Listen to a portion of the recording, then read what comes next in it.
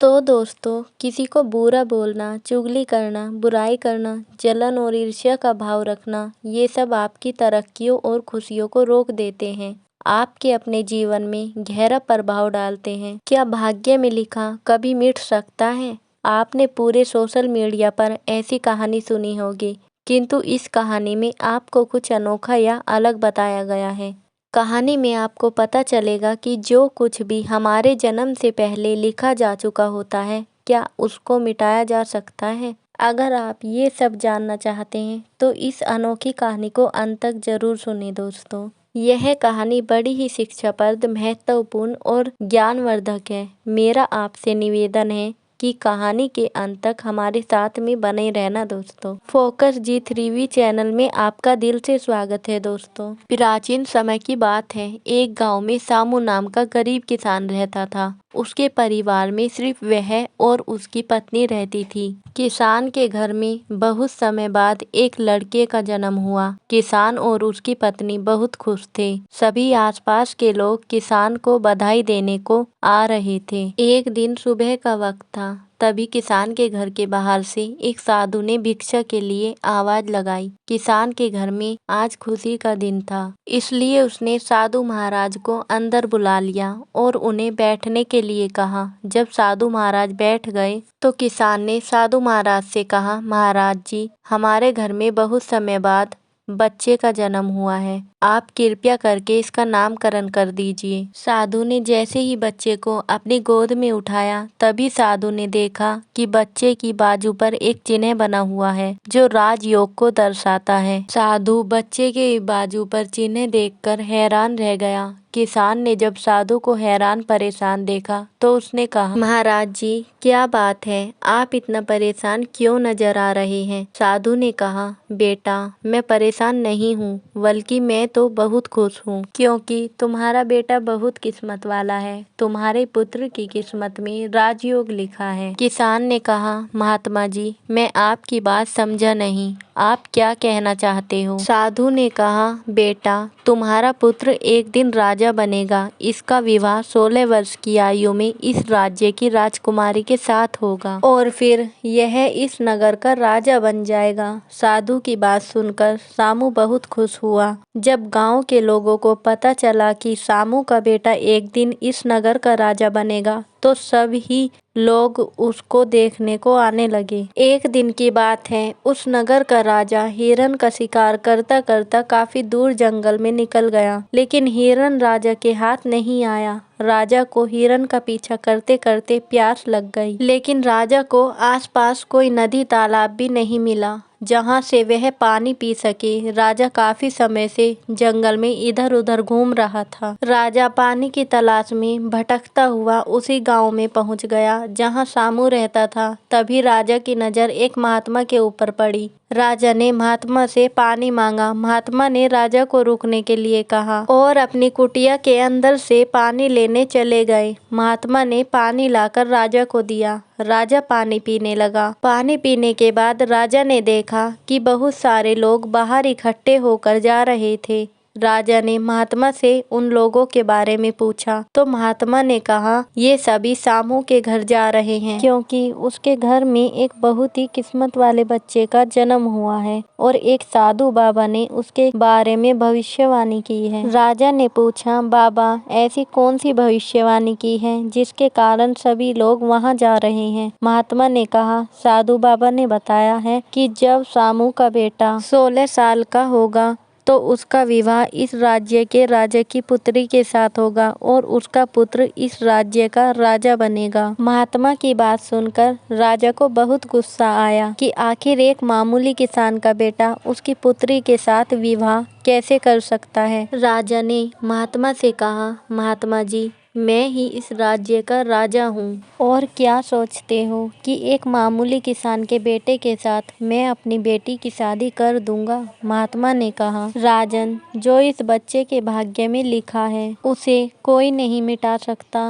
राजा को अपनी ताकत पर बहुत घमंड था। उसने कहा, महात्मा जी, मैं भगवान का लिखा हुआ आपको मिटा कर दिखाऊंगा। महात्मा ने मुस्कुराते हुए कहा, राजन, मैं भी यही हूँ और आप भी यही हैं, देखते हैं। राजा ने महात्मा को प्रणाम किया और वापस अपने राजमहल चला गया। रात को राजा को नींद नहीं आ रही थी। वह यही सोच रहा था कि किसी भी हालत में उस साधु की भविष्यवाणी को सच नहीं होने देनी है। अगले दिन राजा अपना वेश बदलकर सामू के घर में पहुंच गया। लोगों से पूछता पूछता सामू के घर पहुंचा। राजा ने सामू के घर के बाहर जाकर उसे आवाज लगाई। सामू उसकी आवाज सुनकर घर से बाहर आया और उससे पूछा, आप कौन हो? आप और किस लिए आए हो? राजा ने कहा, मैं सेठ हूँ और मेरा खुद के कपड़ों का व्यापार भी है और पास के ही गांव में रहता हूँ। मैंने लोगों से सुना है कि तुम्हारे घर में एक तकदीर वाले बच्चे का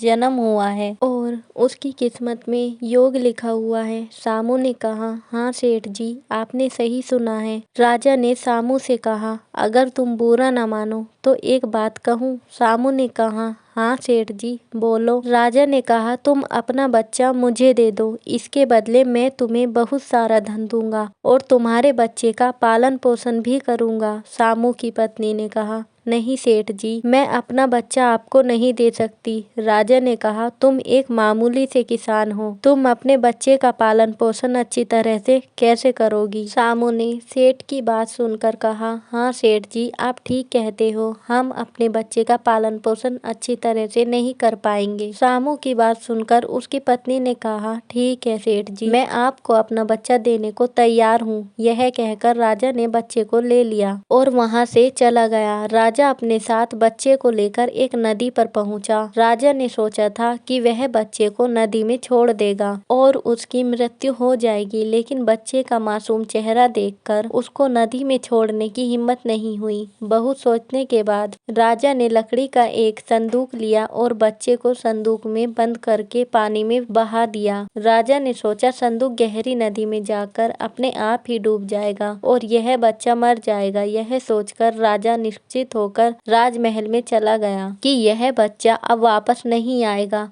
और मेरी बेटी के साथ इसकी शादी भी नहीं होगी। मैंने भाग्य का लिखा हुआ मिटा दिया। उधर वह संदूक बहता हुआ नदी के किनारे पर पहुंचा, जहां पर एक धनवान सेठ सूर्य देवता को जल चढ़ा रहे थे। उस सेठ ने जब संदूक को खोलकर देखा तो उसके अंदर एक बच्चे को देखकर हैरान रह गया। सेठ की कोई संतान नहीं थी। सेठ उस बच्चे को अपने घर ले गया। सेठ की पत्नी बच्चे को देखकर बहुत खुश हुई। उसने जब सेठ से पूछा कि यह बच्चा किसका है तो सेठ ने उसे बच्चे के बारे में बताया कि कैसे वह उस नदी में बहता हुआ मिला है। सेठ और उसकी पत्नी ने भगवान को हाथ जोड़कर धन्यवाद दिया। अब वह बच्चा सेठ के घर में पलने लगा। सेठ ने उस लड़के का नाम सूर्य रखा था। ऐसे धीरे धीरे 16 वर्ष बीत गए। सूर्य बहुत ही समझदार और बुद्धिमान था। एक दिन सूर्य को अध्यापक पढ़ा रहा था। अध्यापक जो भी पूछता सूर्य उसका जवाब तत्काल दे देता। यह देखकर अध्यापक ने सूर्य को कहा, तुम तो बहुत ही समझदार और ज्ञानी हो, तुम आगे चलकर बहुत बड़े आदमी बनोगे। अध्यापक सूर्य की प्रशंसा कर रहा था तो तभी वहां से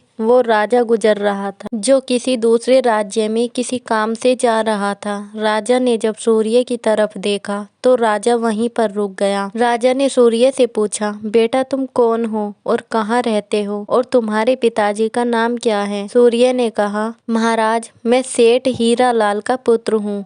यह पूछकर राजा वहां से चला गया। अपना कार्य करने के पश्चात राजा जब वापस आया तो वह सेठ हीरालाल के घर गया और उसने हीरालाल से कहा, तुम्हारा बेटा बहुत ही समझदार और बुद्धिमान है। सेठ हीरालाल ने राजा की बात सुनकर कहा, महाराज मैं उसका असली पिता नहीं हूँ, मैंने तो उसे सिर्फ पाला है, लेकिन वह मेरे लिए बेटे से भी बढ़कर है।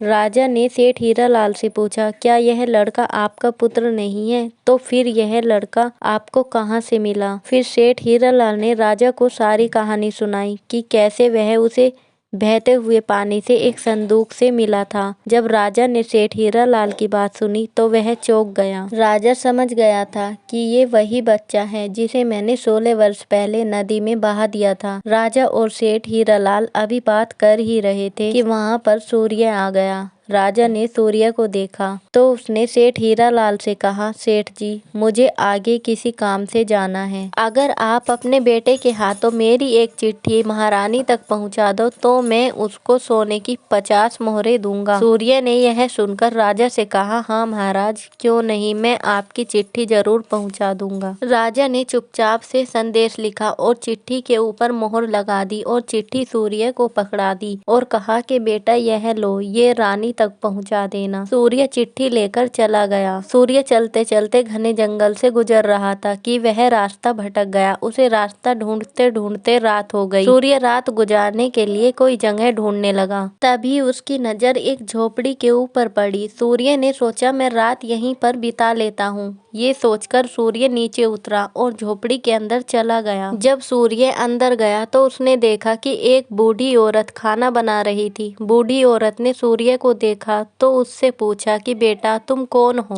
और बिना इजाजत अंदर क्यों आए हो? सूर्य ने अपने बारे में बताया कि वह रास्ता भटक गया है, इसलिए रात गुजारने के लिए यहाँ पर आया है। सूर्य की बात सुनकर बूढ़ी औरत को उसके ऊपर दया आ गई, लेकिन फिर बूढ़ी औरत ने सूर्य से कहा, बेटा तुम्हारा यहाँ रुकना ठीक नहीं है, क्योंकि यह डाकुओं का अड्डा है। अभी कुछ ही देर में डाकू आने वाले हैं। यदि उन्होंने तुम्हें यहाँ देख लिया तो तुम्हारे लिए परेशानी खड़ी हो जाएगी। सूर्य ने कहा, लेकिन माताजी, इतनी भयानक रात में मैं कहीं और जा भी नहीं सकता। अगर मैं बाहर गया तो जंगली जानवर मुझे खा जाएंगे। इससे अच्छा है मैं यहाँ कोने में जाकर लेट जाता हूँ। यह कहकर सूर्य कोने में जाकर लेट गया। कुछ समय के बाद डाकू अपने घर वापस आए। डाकुओं ने जब घोड़े को बाहर देखा तो सूर्य बूढ़ी माँ से उसके बारे में पूछा। बूढ़ी माता ने बताया कि इसका नाम सूर्य है। यह बहुत ही नेक दिल बच्चा है और यह राजा के काम से राजमहल जा रहा है। जब डाकुओं ने यह सुना तो उन्हें कुछ संदेह हुआ।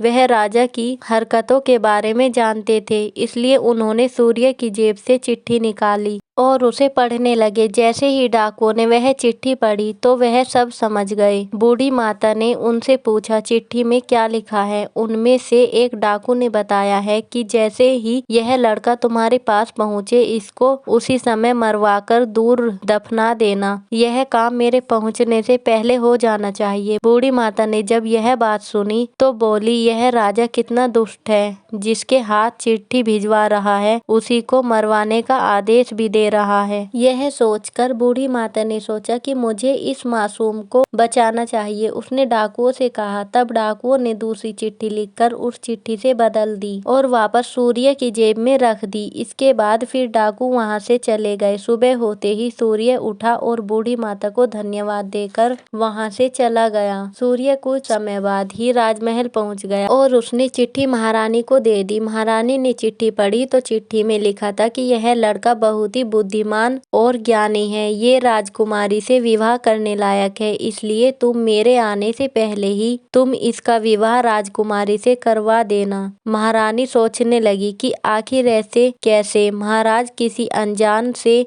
राजकुमारी का विवाह कर सकते हैं, लेकिन फिर उसने देखा कि चिट्ठी पर राजा की मोहर भी लगी हुई है, इसलिए यह लड़का झूठ नहीं बोल सकता। यह सोचकर महारानी ने राजकुमारी का विवाह उस युवक से कर दिया। कुछ दिनों के बाद जब राजा वापस आया तो उसे पता लगा कि उसकी पुत्री का विवाह उसी युवक से ही हो गया है। यह सुनते ही राजा आग बबूला हो गया और उसने महारानी से पूछा कि तुमने यह सब क्यों किया? तब महारानी ने बताया कि महाराज, जैसा आपने चिट्ठी में लिखा था मैंने वैसा ही किया है। राजा ने महारानी को चिट्ठी दिखाने को कहा। जब महारानी ने चिट्ठी दिखाई तो राजा ने चिट्ठी में कुछ और ही लिखा पाया। यह देखकर राजा ने गुस्से में सैनिकों को कहा कि जाओ और जाकर सूर्य को पकड़कर लाओ। सैनिक तुरंत गए और सूर्य को पकड़कर ले आए। राजा ने गुस्से में सूर्य से कहा, तुमने धोखे से मेरी पुत्री से विवाह तो कर लिया, लेकिन मैं तुम्हें अपना दामाद स्वीकार नहीं करूंगा। सूर्य ने राजा की बात सुनकर कहा, लेकिन महाराज, मैंने तो आपके साथ साथ कोई धोखा नहीं किया। राजा ने सूर्य की बात सुनकर कहा, तुम मुझे भी बेवकूफ बनाना चाहते हो, लेकिन तुम्हें मैं अपना दामाद स्वीकार नहीं करूंगा। अभी दोनों ही बात चल रही थी कि एक सैनिक ने राजा से आकर कहा, महाराज बाहर एक महात्मा आए हैं, वो आपसे इसी समय मिलना चाहते हैं। राजा ने महात्मा को अंदर लाने का आदेश दिया। महात्मा जी अंदर आए तो राजा ने उठकर उन्हें प्रणाम किया और उनके आने का कारण पूछा। महात्मा ने कहा, राजन, लगता है आपने मुझे पहचाना नहीं।